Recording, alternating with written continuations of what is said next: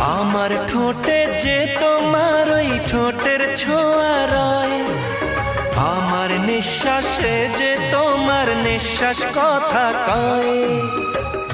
আমারও মন যে জ্বলছে ধীরে ধীরে, আশিকি জাদু আমাকে ঘিরে। ও মুখ দেখি চুলটা সরিয়ে সোহাগে আদর করে। বলবার একটা কথা ছিল যা বলতে পারিনি, বলতে গিয়ে যে তার হৃদয় কাঁপে ভাবিনি।